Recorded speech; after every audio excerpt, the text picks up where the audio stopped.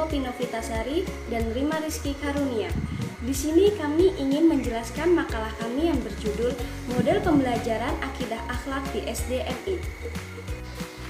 Saya Rima Rizky Karunia. Di sini saya ingin menjelaskan pengertian dan tujuan model pembelajaran akidah akhlak di SDMI. Model pembelajaran merupakan suatu proses perencanaan yang digunakan untuk pedoman dalam proses pembelajaran. Model pembelajaran juga merupakan salah satu bentuk pendekatan yang digunakan dalam rangka membentuk perubahan perilaku peserta didik agar dapat meningkatkan motivasi dalam proses pembelajaran. Konsep model pembelajaran sangat erat sekali kaitannya dengan gaya belajar peserta didik dalam meningkatkan prestasi belajar. Konsep pembelajaran harus memiliki makna yang lebih luas, yang mencakup satu rasional teoritis yang dilogis disusun oleh para pencipta atau pengembangnya dalam model pembelajaran.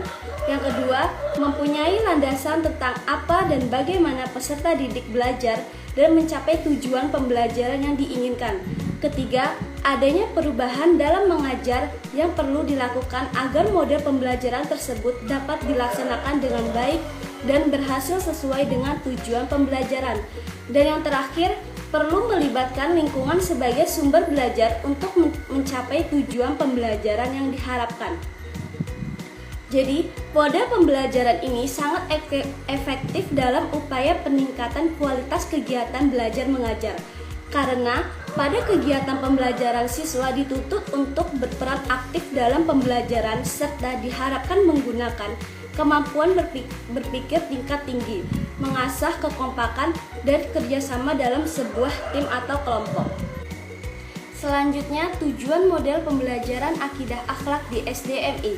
Yang pertama, untuk membantu siswa mengembangkan kemampuan individualnya sehingga dapat mengatasi permasalahannya dengan terobosan solusi alternatif.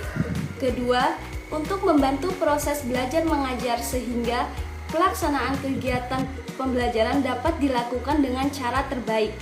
Ketiga, untuk membantu menemukan, menguji, dan menyusun data yang dibutuhkan dalam upaya pengembangan disiplin suatu ilmu. Keempat, untuk memudahkan proses pembelajaran dengan hasil yang baik sehingga tujuan pengajaran dapat tercapai.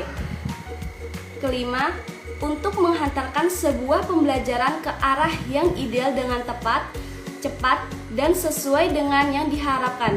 Yang terakhir, agar proses pembelajaran dapat berjalan dalam suasana menyenangkan dan penuh motivasi sehingga materi pembelajaran lebih mudah dimengerti oleh siswa. Baik, untuk materi selanjutnya akan disampaikan oleh teman saya, Mulyani Rahayu. Bismillahirrahmanirrahim. Materi selanjutnya yakni fungsi metode pembelajaran akidah akhlak. Metode pembelajaran adalah suatu alat penyampaian pendidikan agar apa yang disampaikan lebih mudah diterima oleh peserta didik. Tanpa adanya metode pembelajaran, pelajaran yang sebenarnya mudah akan terasa lebih sulit. Pun sebaliknya, dengan adanya metode pembelajaran, pelajaran yang sebenarnya sulit akan terasa lebih mudah. Jadi, oleh karena itu, fungsi metode pembelajaran sangat berpengaruh dalam proses pembelajaran. Fungsi metode pembelajaran akidah akhlak yang pertama yakni meningkatkan mutu mengajar, kemudian menyampaikan bahan pengajaran kepada siswa sehingga mudah dipahami dan diterima oleh peserta didik, dan pembelajaran akan lebih fungsional. Jadi, jika seorang guru ingin meningkatkan mutu pengajaran, menjadikan pembelajaran lebih mudah dipahami dan diterima oleh peserta didik, serta menjadikan pembelajaran agar lebih fungsional, maka pendidik atau guru harus pandai-pandai dalam menyusun metode pembelajaran. Fungsi metode pembelajaran selanjutnya yaitu meningkatkan prestasi belajar siswa. Prestasi belajar siswa adalah hasil dari pembelajaran yang dicapai sebagai indikator tercapainya kompetensi tertentu. Prestasi yang baik adalah hasil dari pembelajaran yang sukses. Nah, pembelajaran yang sukses, salah satu indikatornya adalah penggunaan metode pembelajaran. Fungsi metode pembelajaran yang ketiga yakni agar pembelajaran tidak terasa monoton, KBM berjalan menjadi efektif, efisien, dan menyenangkan. Jadi, jika seorang guru ingin suasana pembelajaran dalam kelas itu tidak monoton, KBM berjalan dengan efisien, efektif, dan menyenangkan, maka seorang guru harus pandai-pandai berinovasi dalam penggunaan metode pembelajaran. Fungsi yang keempat adalah meningkatkan minat belajar siswa. Minat merupakan dorongan yang kuat untuk melakukan suatu tindakan. Jadi, jika seorang siswa memiliki dorongan yang kuat untuk belajar, maka pembelajaran akan berjalan dengan baik. Dan lagi-lagi, pembelajaran yang sukses, salah satu indikatornya adalah metode pembelajaran. Dan yang terakhir, fungsi metode pembelajaran yaitu berperan penting dalam meningkatkan kualitas pembelajaran. Materi selanjutnya yakni macam-macam metode pembelajaran akidah akhlak. Dalam dunia pendidikan terdapat berbagai macam metode pembelajaran yang dalam penggunaannya harus disesuaikan dengan berbagai hal seperti situasi dan kondisi kegiatan belajar mengajar sedang berlangsung, fasilitas yang tersedia, dan sebagaimana harus disesuaikan dengan tujuan pendidikan yang hendak dicapai. Sedangkan menurut beberapa sumber, metode pembelajaran antara lain yang pertama yaitu metode pembelajaran langsung. Dalam metode pembelajaran langsung ini ada beberapa fase yang sangat penting untuk diketahui oleh guru maupun peserta didik. Fase yang pertama yaitu menyampaikan tujuan dan mempersiapkan siswa. Fase yang kedua yaitu mendemonstrasikan pengetahuan atau keterampilan. Yang ketiga yaitu membimbing pelatihan. Yang keempat, mengecek pemahaman dan memberikan umpan balik. Fase yang kelima yaitu memberikan kesempatan untuk pelatihan lanjutan dan penerapan. Metode yang kedua yaitu pembelajaran teman sebaya. Jadi pada metode pembelajaran teman sebaya ini nanti seorang guru mengatur siswa agar menjadi beberapa kelompok untuk salah satu dari anggotanya untuk menyampaikan apa yang telah didiskusikan. Kemudian metode yang ketiga yaitu metode tim quiz. Metode ini yaitu dengan cara mengadakan kuis, kemudian salah satu dari siswa maju ke depan dan membacakan hasil dari jawaban kuis tersebut, dan siswa yang lainnya mengecek kebenaran jawaban dari kuis yang telah diadakan. Kemudian metode untuk membentuk karakter atau nilai moral peserta didik antara lain yang pertama yaitu metode keteladanan. Dalam menerapkan metode keteladanan, maka pendidik diharuskan untuk selalu memberikan contoh yang baik terhadap peserta didik. Peserta didik harus menjadi suri tauladan yang baik agar peserta didik bisa meneladani hal-hal yang baik dari apa yang dilakukan peserta didik.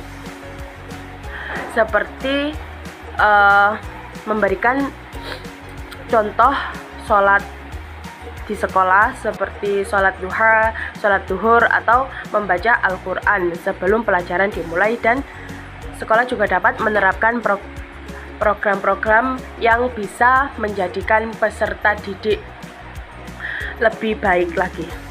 Kemudian metode yang kedua yakni metode pembiasaan. Metode pembiasaan ini sebaiknya diterapkan bersamaan dengan metode keteladanan. Metode ini pembiasaan ini dilakukan agar siswa-siswa terbiasa melakukan hal-hal yang baik. Kemudian yang ketiga yaitu metode nasihat. Dinyatakan pula oleh Muhammad Al-Ghazali, masalah budi pekerti adalah yang terpenting dan harus ada tuntunan atau petunjuk yang terus-menerus agar budi itu tetap dapat meresap di dalam hati. Maka seorang pendidik harus bisa memberi nasihat yang baik agar siswa menjadi siswa-siswi yang lebih baik. Kemudian yang keempat yaitu metode hukuman. Metode hukuman berfungsi sebagai alat pendidik preventif dan represif yang paling tidak menyenangkan serta imbalan dan perbuatan yang tidak baik dari peserta didik. Sekian yang dapat saya sampaikan. Materi selanjutnya akan disampaikan oleh rekan saya. Implementasi pembelajaran akidah akhlak di madrasah ibtidaiyah atau sekolah dasar. Apa sih yang disebut dengan implementasi itu? Jadi, implementasi yaitu pelaksanaan pembelajaran yang dilakukan oleh peserta didik yang dilakukan secara aktif. Yang dilakukan di tempat, di dalam kelas, di dalam sekolah, atau di masyarakat. Pertama yaitu pembelajaran di dalam kelas. Untuk merealisasikan nilai-nilai pembelajaran akidah akhlak di madrasah ibtidaiyah dalam kehidupan sehari-hari, baik di sekolah maupun di luar sekolah, ditempuh melalui berbagai bentuk kegiatan pembelajaran di kelas. Kegiatan pembelajaran tersebut dilakukan secara efektif dan efisien, diupayakan dalam rangka merealisasikan nilai-nilai pembelajaran akidah akhlak itu sendiri. Setting dalam pembelajaran di kelas dalam proses pembelajaran akidah akhlak di madrasah ibtidaiyah. Yang pertama yaitu pembelajaran kooperatif. Apa sih yang disebut dengan pembelajaran kooperatif itu? Dilakukan dengan menggunakan tema atau materi yang dikaji dengan konteks pembagian konteks kehidupan sehari-hari, terutama dalam kehidupan peserta didik tersebut. Kompetensi inti atau kompetensi dasar yang dikaji dikaitkan dengan permasalahan yang aktual yang benar-benar terjadi dalam kehidupan peserta didik tersebut. Yang kedua yaitu pembelajaran kooperatif. Apa sih yang disebut dengan kooperatif itu? Jadi pembelajaran kooperatif yaitu pembelajaran yang menggunakan kerjasama di antara peserta didik di kelas. Biasanya digunakan dalam satu kelompok terdapat 5 atau 4, bahkan ada yang 3. Tujuannya yaitu peserta didik untuk bekerja sama satu sama lain dalam pembelajaran di dalam kelas tersebut. Yang ketiga yaitu pembelajaran afektif.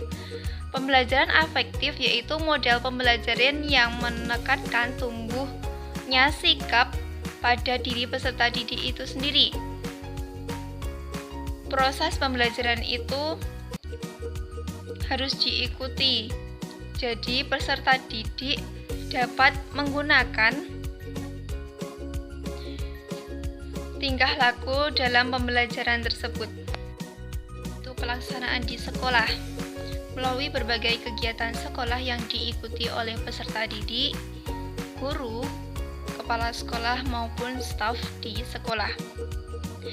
Contoh dari kegiatan di sekolah tersebut yaitu sholat duha berjamaah, membaca Asmaul Husna bersama, mengadakan hafalan atau tahfidz, melakukan sholat berjamaah bersama, dan lain sebagainya. Kegiatan tersebut dilakukan oleh seluruh warga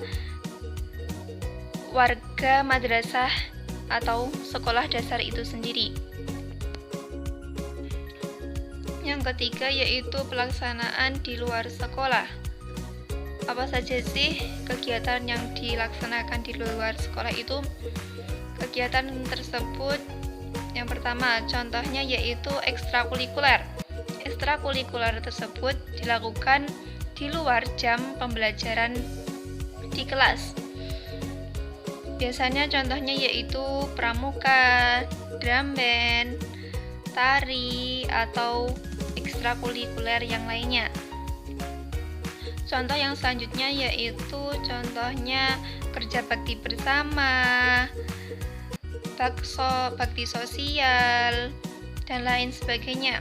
Kegiatan tersebut dilakukan di luar jam mata pelajaran di kelas. Yang dari kami dari kelompok 4, semoga presentasi yang singkat tadi dapat menambah pembelajaran akidah akhlak di Madrasah Ibtidaiyah. Kami mohon undur diri, kurang lebihnya mohon maaf. Wassalamualaikum warahmatullahi wabarakatuh.